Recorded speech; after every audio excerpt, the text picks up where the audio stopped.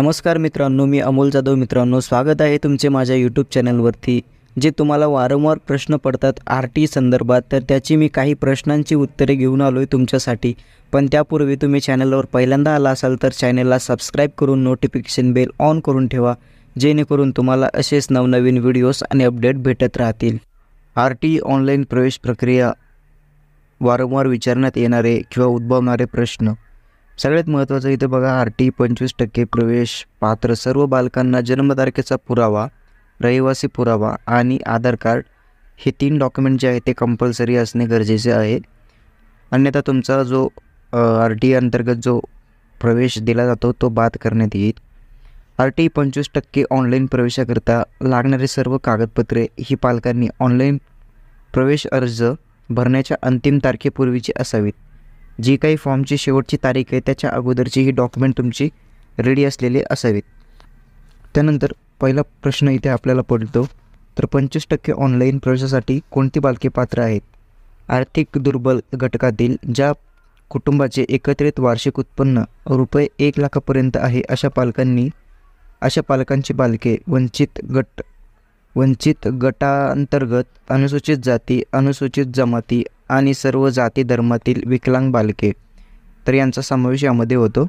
त्यानंतर पहिला ब आहे, तर वंचित गटामध्ये आणि दुर्बल गटामध्ये कोणत्या बालकांचा समावेश होतो? तर याचं उत्तर आहे वंचित गटामध्ये अनुसूचित जाती, अनुसूचित जमाती व दिव्यांग बालकांव्यतिरिक्त विमुक्त जाती अ, भटक्या जमाती ब, भटक्या जमाती क, भटके जमाती ड, इतर मागासवर्ग ओबीसी, विशेष मागासवर्ग एसबीसी, HIV बाधित, HIV प्रभावित बालके, कोविड प्रभावित बालके, ज्यांचे पालक एक किंवा दोन्ही यांचे निधन 1 एप्रिल 2020 ते 31 मार्च 2022 या कालावधीत कोविडमुळे झाले असेल, तर अशी अनाथ बालके यांचा समावेश वंचित गटामध्ये होतो. दुर्बल गटामध्ये ज्या पालकांचे पालनपोषण करणाऱ्या व्यक्तीचे उत्पन्न 1 लाखाच्या आत आहे अशा बालकांचा समावेश आहे. SEBC प्रवर्गाच्या बालकांना आर्थिक दुर्बल 1 लाखापेक्षा कमी उत्पन्न असलेल्या गटातून प्रवेश अर्ज भरता येईल.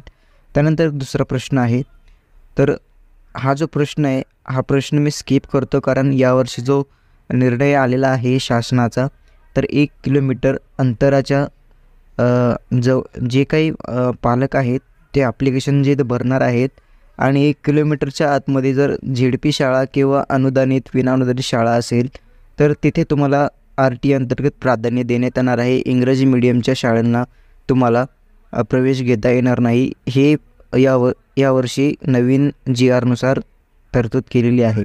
तर त्यानंतर तिसरा पॉईंट आहे, पालकांना अर्ज केव्हा करता येईल?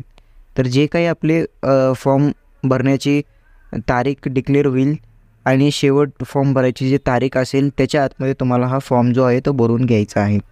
त्यानंतर 14 प्रश्न आहे, पालकांना सन 2023-24 या वर्षात ऑनलाईन अर्ज किती वेळा भरता येईल? तर याचं उत्तर आहे, पालकांना सन 2024-25 या वर्षात प्रवेशासाठी फक्त एकदाच अर्ज भरता येणार आहे. अरे आपण जे वाचत आहे हे मागच्या वर्षीचं आहे 2023-24, तर 2024-25साठी देखील तुम्हाला सेम राहणार आहे. तर तुम्हाला वर्षातून एकदाच अर्ज जो आहे तो भरता येणार आहे. अर्ज कोठून भरावा लागेल? तर याचं उत्तर आहे, मदत केंद्रावर किंवा जिथे इंटरनेट सुविधा आहे, संगणक, प्रिंटर इत्यादी उपलब्ध असेल तिथून तुम्ही फॉर्म भरू शकता. तर तुम्ही जवळील माही सेवा केंद्र किंवा सायबर कॅफेमध्ये जाऊन हा फॉर्म तुम्ही भरून घेऊ शकता. त्यानंतर 6वा प्रश्न आहे, अर्ज भरताना कोणती कागदपत्रे अपलोड करावीत? उत्तर आहे, अर्ज भरताना कोणतेही कागदपत्रे अपलोड करायची नाहीत. मात्र ऑनलाईन अर्ज भरताना पुढील कागदपत्रे जवळ असणे आवश्यक आहेत. अर्जामध्ये जो रहिवासी पुरावा सादर करणार आहे तोच रहिवासी पुराव्यावरील पत्ता अर्जावर लिहावा. त्यानंतर ब, बालकाचे जन्म दिनांकाची नोंद करण्यासाठी जन्मतारखेचा पुरावा. त्यानंतर क, बालक वंचित घटकातील असल्यास त्याचे जातीचे प्रमाणपत्र असणे आवश्यक आहे. त्यानंतर ड, आर्थिक दुर्बल संवर्गातून प्रवेशाकरिता वार्षिक उत्पन्नाच्या दाखल्याकरिता पगाराचा दाखला, सॅलरी स्लिप, कंपनीचा किंवा मालकाचा दाखला ग्राह्य धरण्यात येईल. बालकाला लॉटरी लागल्यास शाळा प्रवेशाच्या वेळेस सर्व आवश्यक कागदपत्रे असणे आवश्यक आहे, अन्यथा मिळालेला प्रवेश रद्द होऊ शकतो. याची नोंद पालकांनी घ्यायची आहे. 7वा प्रश्न आपल्याला जो पडतो तो 25% ऑनलाईन प्रवेश भरण्याची वेबसाईट कोणती आहे? तर सदरचा अर्ज हा https://student.maharashtra.gov.in या संकेतस्थळावर या वेबसाईटवर ऑनलाईन भरायचा आहे. त्यानंतर 8वा प्रश्न जो आहे, प्रवेश अर्जाला किती शुल्क आहे? शैक्षणिक वर्ष 2023-24ला जर आपण बघितलं तर ऑनलाईन प्रवेश प्रक्रियेचे अर्ज मोफत स्वरूपात संकेतस्थळावर उपलब्ध होते. यावर्षी जे नवीन काही येईल तर त्याचं तुम्हाला अपडेट आपल्या चॅनलवर भेटून जाईल. त्यानंतर पालक किती शाळा व कोणत्या माध्यमांसाठी अर्ज करू शकतात? तर ऑनलाईन माहिती भरताना पालकांना त्यांच्या रहिवासी क्षेत्रापासून 1 किलोमीटर व 3 किलोमीटर आणि अधिक अंतरापर्यंतच्या उपलब्ध अशा शाळांपैकी जास्तीत जास्त कोणत्याही 10 शाळांचे पर्याय निवडता येतील. पण मित्रांनो, यावर्षी GR आलेला आहे आणि त्या GRमध्ये स्पष्ट सांगितलेलं आहे की 1 किलोमीटर अंतरावरील जर तुमच्याजवळ ZP शाळा, नगरपरिषद शाळा जर असतील तर तुम्हाला तेथेच तुमच्या मुलाला प्रवेश देण्यात येणार आहे आणि इंग्रजी शाळांना तुम्हाला प्रवेश घेता येणार नाही. त्यानंतर 10वा प्रश्न आहे, शाळेपासून किती किलोमीटर अंतरावर रहिवासी अर्ज करू शकतात? पालकांना पाल्याच्या निवासस्थानापासून 1 किलोमीटर ते 3 किलोमीटर अथवा अधिक अंतरावरील सर्व शाळांचा समावेश करता येईल. तर हे आपल्याला अजून अधोरेखितच आहे. अर्ज केला म्हणजे खात्रीशीर प्रवेश मिळेलच का? शाळेच्या आरंभीच्या वर्गाच्या 25% प्रवेश क्षमतेपेक्षा जास्त अर्ज प्राप्त झाल्यास लॉटरी पद्धतीने प्रवेश दिले जातील. अशा परिस्थितीत प्रत्येक अर्जदाराच्या पाल्याला प्रवेश मिळेलच असे नाही. दिव्यांग बालकाच्या प्रवेशाचे निकष व आवश्यक कागदपत्रे कोणती? तर सर्व जाती धर्मातील दिव्यांग बालके प्रवेशास पात्र. दिव्यांग असल्याचे प्रमाणपत्र तुम्हाला इथे लागणार आहे. 40% किंवा 40%पेक्षा जास्त तुम्ही अपंगत्व असल्याचे शल्यचिकित्सक किंवा एखाद्या हॉस्पिटलचे तुम्हाला ते सर्टिफिकेट लागणार आहे. याचे प्रमाणपत्र व जन्मदाखला, रहिवासी पुरावा, आधार कार्ड, पासपोर्ट, मतदान कार्ड, ओळखपत्र, वीज बिल, टेलिफोन बिल किंवा भाडे करारनामा यापैकी तुम्हाला सर्व डॉक्युमेंट जे आहेत ते कोणतेही एक डॉक्युमेंट तुम्हाला लागणार आहे. त्यानंतर घटस्फोटित महिलांच्या बालकांसाठी आवश्यक कागदपत्रे कोणती? तर न्यायालयाचा निर्णय, घटस्फोटित महिलेचा बालकाच्या आईचा रहिवासी पुरावा, बालक वंचित गटातील असल्यास बालकाचे किंवा त्याच्या वडिलांचे जातीचे प्रमाणपत्र व बालक आर्थिक दुर्बल गटात असल्यास बालकाच्या आईचा उत्पन्नाचा दाखला इत्यादी कागदपत्रे दाखल करणे अनिवार्य राहील. 15वा पॉईंट आहे, न्यायप्रविष्ट असलेल्या घटस्फोटाप्रकरणी महिलांच्या बालकांसाठी आवश्यक कागदपत्रे कोणती? तर घटस्फोटाचे प्रकरण न्यायप्रविष्ट असल्याचा पुरावा. 2 नंबर, घटस्फोट प्रकरण न्यायप्रविष्ट असलेल्या महिलेला बालकाच्या आईचा रहिवासी पुरावा, बालक वंचित गटातील असल्यास बालकाचे किंवा त्याच्या वडिलांचे जातीचे प्रमाणपत्र व बालक आर्थिक दुर्बल गटातील असल्यास बालकाच्या आईचा उत्पन्नाचा दाखला इत्यादी कागदपत्रे ही लागतील. त्यानंतर 16 पॉईंट आहे, विधवा महिलेच्या बालकांसाठी आवश्यक कागदपत्रे कोणती? तर पहिला नंबर, पतीचे मृत्यू प्रमाणपत्र इथे तुम्हाला लागणार आहे. 2 नंबर, विधवा महिलेच्या बालकाच्या आईचा रहिवासी पुरावा इथे तुम्हाला द्यावा लागेल. त्यानंतर बालक वंचित गटातील असल्यास बालकाचे किंवा त्याच्या वडिलांचे जातीचे प्रमाणपत्र व बालक आर्थिक दुर्बल गटातील असल्यास बालकाच्या आईच्या उत्पन्नाचा दाखला इत्यादी कागदपत्रे तुम्हाला रेडी ठेवायची आहेत. अनाथ बालकांसाठी वंचित घटक आवश्यक कागदपत्रे कोणती? तर अनाथ बालकांच्या वंचित घटक बाबतीत अनाथालयाची बालसुधारगृहाची कागदपत्रे ग्राह्य धरण्यात येतील. जर बालक अनाथालयात राहत असेल तर जे पालक त्यांचा सांभाळ करतात त्यांचे हमीपत्र आवश्यक राहील. पालकांनी ऑनलाईन प्रवेश अर्ज भरताना सिंगल पेरेंट पर्याय निवडला असेल तर संबंधित पालकाचे पालकत्व स्वीकारलेल्या व्यक्ती प्रवेशासाठी लागणारे आवश्यक कागदपत्रे ग्राह्य धरण्यात येतील. त्यानंतर खुला प्रवर्ग अल्पसंख्याक यांना प्रवेशासाठी कोणकोणती कागदपत्रे प्रमाणपत्रे आवश्यक आहेत? तर सगळ्यात पहिले जन्मतारखेचा पुरावा, त्यानंतर रहिवासी पुरावा व वार्षिक उत्पन्न रुपये 1,00,000पेक्षा कमी असल्याचा उत्पन्नाचा दाखला. त्यानंतर 19वा पॉईंट आहे उत्पन्नाचा दाखला आणि जातीचा दाखला कोणत्या ठिकाणचा पाहिजे? उत्पन्नाचा आणि जातीचा दाखला परराज्यातील आपल्याला इथे ग्राह्य धरण्यात येणार नाही.